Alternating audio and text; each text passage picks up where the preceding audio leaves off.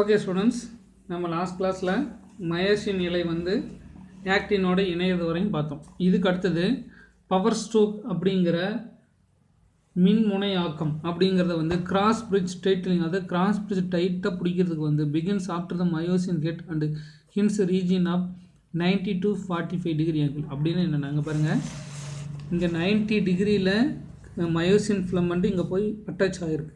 சரிங்க, இப்படி அட்டாச் ஆன பின்னாடி இது 45 டிகிரிக்கு மயோசின் கிட் மாறுது. சரியா, 45 டிகிரிக்கு மாறிச்சு. மேலே தான் 90 டிகிரி, இந்த 45 டிகிரி. இப்படி 90 டிகிரியில் இருக்கக்கூடிய மயோசின் கிட்டு 45 டிகிரி ஆங்கிளுக்கு மாறிடுது. இதனால் இந்த cross bridge transform into strong, இதனோட கிராஸ் பிரிட்ஜ் வந்து இன்னும் ஸ்ட்ராங் ஆகுது. The high force bond which allows the myosin head and swivel. இப்படி ஹை ஃபோர்ஸ் இருக்கிறதுனால என்ன ஆகுதுன்னா, இந்த மயோசின் கெட்டு சுழல வைக்குது. when the myosin get swells, myosin get சுழலும் போது pulls the actin attached actin filament towards the center of A band. அந்த மயோசின் இந்த சார்கோமியில் இருக்கக்கூடிய நடுவில் இருக்கக்கூடிய ஏ பாண்டை நோக்கி இந்த மயோசின் கட்டு இழுக்கப்படுது. சரியா, attach படுங்கிறதுனால these myosin returns back into relaxed state and relax ADP plus phosphate ions. இப்படி ஏ இடத்துக்கு வந்த பின்னாடி மயோசின் கட்டு ஏடிபி அப்படிங்கிற அணுவையும் பாஸ்பேட்டையும் தனியாக வெளியிடுது. மறுபடியும் இந்த ஏடிபியும் பாஸ்பேட்டும் ஒன்றா சேர்ந்து ஏடிபி மூலக்கூறுகளாக மாறுது. A new ATP molecules binds with the head of the myosin and cross bridge is broken. இந்த மாதிரி இது வந்து ஏடிபியும் ப்ளஸ் பிஐயும் ரிலீஸ் பண்ண உடனே கிராஸ் பிரிட்ஜ் உடஞ்சிரும். சரி, உடஞ்சி தனியாக வந்துடும். ஓகேங்களா, இந்த ஏடிபியும் ப்ளஸ் பியும் சேர்ந்துச்சுன்னா அது ஏடிபி அப்படிங்கிற மாலிகுலாக மாறிடும். சரியா, when the ATP molecule binds the head of the myosin, the cross bridge is broken. Cross bridge broken ஆயிடும். At the end of the each power stroke, the each myosin get detached from the actin. ஒவ்வொரு power ஸ்ட்ரோக்கும் போதும் ஒரு myosin கட்டு இந்த ஆக்டின்லேருந்து remove ஆயிடும். It swells back. மறுபடி தலை திருகி the binds a new actin molecule start another contraction cycle. இப்போது ஒன்றுலேருந்து வெளியில் வந்த பின்னாடி மறுபடியும் 90 டிகிரி போய் அடுத்த ஆக்டின் மாலிகுலில் மயோசின் ஹெட்டு போய் ஜாயிண்ட் ஆகும். இந்த மாதிரி ஒவ்வொரு ஹெட்டும் மாறி மாறி மாறி மாறி ஜாயிண்ட் ஆகிட்டு போயிட்டே இருக்கும். இப்படி ஜாயிண்ட் ஆகிட்டு போயிட்டு இருக்கிறதுனால மசில் சுருங்கி விரிஞ்சிக்கிட்டே இருக்கும். These movement is similar to the motion of the oar and boat. இது எப்படி இருக்குன்னு சொல்லி கேட்டிங்கன்னா, ஒரு போட்டு வந்து தண்ணியில் போயிட்டு இருக்கிற போட்டை இப்படி திருப்பி ஆட்டுறாங்க இல்லையா, படகு வந்து நீரில் போகும்போது என்ன பண்ணுவாங்க, இது இந்த போட்டு அந்த படகு துடுப்பு வந்து ஆட்டுவாங்க இல்லையா, அந்த மாதிரி இப்படி மாறி மாறி போயிட்டே இருக்கும். அது மாதிரியே இருக்கும்.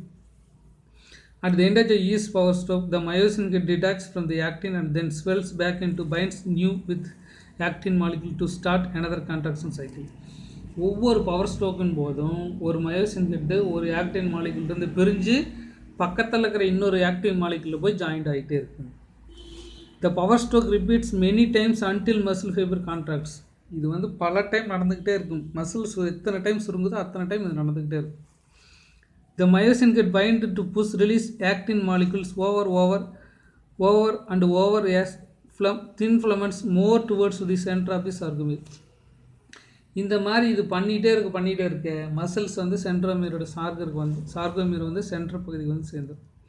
The repeated formation of cross bridge cycle causes sliding filaments only, but there is no change in length of either thick and thin filaments. இப்படி பண்ணுறதுனால திக் ஃபிலமெண்ட்ஸு தின் ஃபிலமெண்ட்ஸில் எந்த சேஞ்சஸும் வராது. சரியா, அதாவது மொத்த தசையோட அகலத்தில் சேஞ்சஸ் வராது. ஆனால் அதுக்கு பாருங்கள், இந்த டயக்ராம் பார்த்தீங்கன்னா உங்களுக்கு போய் சரிங்களா, பாருங்கள், மசிலோட அகலத்தில் மாறாது, இந்த கேப் மட்டும்தான் மாறும். சரி, இதில் வந்து இவ்வளோ கேப் இருக்குது, இங்கே க்ளோஸ் ஆகிருக்கு. மசில் சுருங்குச்சுன்னா அப்படி க்ளோஸ் ஆகிடும். மசில் நீட்சி அடைஞ்சதுன்னா இந்த கேப் வந்துடும். சரிங்களா, மசிலோட டோட்டல் லென்த்தில் மாறாது, ஆனால் மசிலோட உள்ளே இருக்கக்கூடிய அமைப்புகளில் மாறிக்கும். இந்த லென்த்து மாறாது, இந்த லென்த்து மட்டும் மாறிக்கும். சரிங்களா, பாருங்கள், இந்த லென்த்து இங்கே கம்மியாக தான் இருக்குது, இங்கே எவ்வளோ இருக்குது, இந்த மாதிரி இந்த லென்த்து மட்டும்தான் மாறிக்கும். The jet disc attached to the actin filaments also pulled towards the both sides. The jet disc இந்த சார்கோமியரோட ரெண்டு பக்கம், இந்த பக்கம் ஒரு ஜெட் டிஸ்க் இருக்குது, இந்த பக்கம் இருக்குது, இது ரெண்டும் தனித்தனியாக தள்ளி விட்டு causing shortening of sarcomere. That is called contraction. சரி, எப்படி உள்ளே தள்ளி விட்டுதுன்னா அது தசை சுருங்கிடும், மறுபடியும் வெளியில் போச்சுன்னா தசை விரிவடைஞ்சிடும். சரி, அதுக்கு பேர் கான்ட்ராக்ஷன் அப்படின்னு சொல்லிட்டு. This process continues long and muscle receives stimulus with steady flow of calcium ions. இது எப்போ நடக்கும்னா மசிலுக்கு ஸ்டிமுலஸ் ரிசீவ் ஆகிட்டே இருக்கணும், கால்சியம் அயன்ஸ் இருந்துக்கிட்டே இருக்கணும், அப்போ தான் அது நடக்கும், இல்லைன்னா அது நடக்காது. when the motor impulse stops, மூளையிலேருந்து வரக்கூடிய மோட்டார் இம்பல்ஸ் ஸ்டாப் ஆயிடுச்சுன்னா the sarcoplasmic reticulum result making up the activity sites of the thin filaments. இந்த sarcoplasmic reticulum thin filaments மேலே ஒரு வித அழுத்தத்தை கொடுக்கும். the myosin get fails to bind with the active sites of the actin. These change to the return of jet disc back into their original position. That is called relaxation.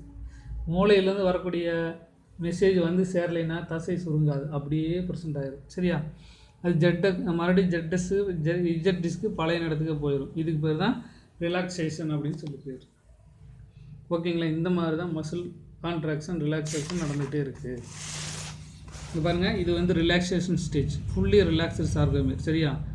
இது வந்து திக் filament, இது தின் filament, ரெண்டுக்குன்னு இது M line. சரியா? இது நடுவில் இருக்கிறது H line, இது மொத்தமாக சேர்த்து எம் லைன். சரிங்களா? இதுக்கு நடுவில் எவ்வளோ கேப் இருக்குதுன்னு பார்த்துங்க. இதுதான் ஏ பாண்டு. சரியா? இந்த ஏ பாண்டில் எவ்வளோ லென்த்து கேப் இருக்குதுன்னு பார்த்துங்க. இது ஜெட் டிஸ்க்கு மாறாது. இது ரிலாக்ஸேஷன் ஸ்டேஜ். ஏ பாண்டுக்கு நடுவில் எம் லைனுக்கு பாரு, ஹச் லைனில் இடமே இல்லை. சரியா? ஜெட் டிஸ்க் அப்படியே தான் இருக்கும். இந்த ஏ பாண்டில் இருக்கக்கூடிய இந்த கேப் மட்டும் மாறும். சரியா? ஓகேங்களா? இப்போ நம்ம சொன்னது எல்லாத்தையுமே ஒரு ஷார்ட் ஃபார்மில் கொடுத்துருக்காங்க. இது பாருங்கள், இதை படிச்சிங்கனாவே உங்களுக்கு ஃபுல்லாக புரியும். சரிங்களா? இங்கே பாருங்கள், இந்த ஸ்கீமெட்டிக் பர்சன்டேஜ் தான் மசில் கான்ட்ராக்ஷன். இப்போ படித்தது எல்லாத்தையும் ஷார்ட் ஃபார்மில் மசில் கான்ட்ராக்ஷன் பார்க்க போகிறோம். First muscle contraction initiated by the signal of central nervous system. First muscle சுருங்கி விரியும்னா என்ன பண்ணணும்? மூளையிலேருந்து சிக்னல் வரணும். அதுதான் சென்ட்ரல் நர்வஸ் சிஸ்டம். மூளையிலேருந்து ஃபஸ்ட்டு இந்த மோட்டார் நியூரான் மூலிமா மெசேஜ் வரும். அந்த அந்த நியூஸ் வந்து அந்த இம்பல்ஸ் வந்து சார்கோபிளாஸ்மிக் ரெட்டிகுலத்தை வந்து ரீச் ஆன உடனே இந்த சார்கோபிளாஸ்மிக் ரெட்டிகுலம் அசிட்டைல் கொலைன் அப்படிங்கிற ஒரு வேதிப்பொருளை நியூரோ மஸ்குலர் ஜங்ஷனில் ரிலீஸ் பண்ணுது. சரி, நரம்பு, நியூரோன்னா நரம்பு, மஸ்குலர்னா சதை, நரம்பு சதையும் சந்திக்கிற இடத்துல அசிட்டைல் கொலைன் அப்படிங்கிற ஒரு கெமிக்கலை ரிலீஸ் பண்ணுது. இந்த அசிட்டைல் கொலைன் வந்து ஆக்ஷன் பொட்டன்ஷியலை உருவாக்குது. மசில் ஃபைபரில் ஆக்ஷன் பொட்டன்ஷியல் உருவாகுது. இது நேராக போய் கால்சியம் அயான்ஸை ரிலீஸ் பண்ணுது. சார்கோபிளாஸ்மிக் ரெட்டிகுலத்தை தூண்டி விட்டு கால்சியம் அயான்ஸை ரிலீஸ் பண்ணுது. சரி, இது சார்கோபிளாஸ்மிக் ரெட்டிகுலத்தை போய் தூண்டி விட்டு கால்சியம் அயான்ஸை ரிலீஸ் பண்ண வைக்குது. இந்த calcium ions combines with troponin. Calcium ions நேராக போய் ட்ரிபோனின் மாலிகுலோட இணையுது. இந்த tropomyosin uncovers the binding sites of the actin to initiate contraction. இந்த ட்ரிபோமைசின் இந்த மயோசின் இணையக்கூடிய ஆக்டின் ஃபிலமெண்ட்டை அன்கவர் பண்ணிடுது. சரியா? இதுக்கப்புறம் myosin binding sites actin, myosin வந்து நேராக ஆக்டினோட போய் ஜாயிண்ட் ஆகிடுது. Myosin binds with actin, myosin head binds with actin. Myosin ஹெட்டும் மயோசினோட ஹெட்டு ஆக்டினோட போய் ஜாயிண்ட் ஆகிடுது. Myosin head executes power stroke. Myosin ஹெட்லேருந்து பவர் ஸ்ட்ரோக் உருவாகுது. Actin filament slides towards the centre of sarcomere. இது வந்து கான்ட்ராக்ஷன். சரிங்களா? ஆக்டின் ஃபிலமெண்ட்ஸு சரி சென்ட்ர பகுதியை நோக்கி நகர ஆரம்பிக்குது. இப்படி நகர்ந்தால் அதுக்கு பேர் மசில் கான்ட்ராக்ஷன் நடைபெறுது அப்படின்றது. Next, signal from the central nervous system stops. இப்போ நம்ம சொன்னோம் இல்லையா, சென்ட்ரல் நர்வஸ் சிஸ்டத்தில் இருக்கக்கூடிய மோட்டார் நியூரான்லேருந்து வரக்கூடிய மசில் வந்து சிக்னல் வந்து ஸ்டாப் ஆகிடுது. சிக்னல் ஸ்டாப் ஆன உடனே the calcium ions are pumped back into sarcoplasmic reticulum. வெளியில் இருந்த கால்சியம் அயன்ஸ் எல்லாமே எங்கே போகுது? மறுபடியும் சார்கோபிளாஸ்மிக் ரெட்டிகுலத்தில் போய் இணைஞ்சிக்குது, உள்ளே போயிடுது. அப்போ அதனால் என்ன ஆகும்? கால்சியம் அயன்ஸ் வந்து ட்ரிபோனினோட போய் இணையாது. அப்புறம் கால்சியம் அயன்ஸ் வந்து ட்ரிபோனின் மாலிகுலோட போய் இணைஞ்சதுனால தான் இந்த ட்ரிபோமயோசின் வந்து இந்த தின் ஃபிலமெண்டோட கவரேஜ் ரேஞ்ச் எல்லாத்தையும் அன்கவர் பண்ணி கொடுக்கும். அப்போ தான் வந்து ஆக்டின் ஃபிலமெண்ட்டு மயோசின் ஹெட் வந்து ஆக்டின் ஃபிலமெண்டோட இணையும். இந்த ட்ரிபோனின் மாஸ்க்னா மறைக்கிறது. ட்ரிபோமயோசின் வந்து மாஸ்க் மறைச்சிரும் the binding sites of myosin head. சரி, ட்ரிபோனின் வந்து மயோசின் ஹெட்டு உள்ளே வந்து ஜாயிண்ட் ஆகிற இடத்த போய் மறைச்சிருது. The filaments pulled back into original position. இதனால் வந்து தின் ஃபிலமெண்ட்டும் திக் ஃபிலமெண்ட்டும் பழையபடி ஒரிஜினல் பொசிஷனுக்கே போய் சேர்ந்துடும். இதுக்கு பேர் தான் ரிலாக்ஸேஷன் ஆஃப் மசில் ஃபைபர்ஸ். இந்த மாதிரி தான் மசில் ரிலாக்ஸேஷன் ஆகிக்கிறது. இந்த மாதிரி தான் கான்ட்ராக்ஷன் ஆஃப் மசில் ஃபைபர்ஸ் நடக்குது, ரிலாக்ஸேஷன் ஆஃப் மசில் ஃபைபர்ஸ் நடக்குது. சரிங்களா?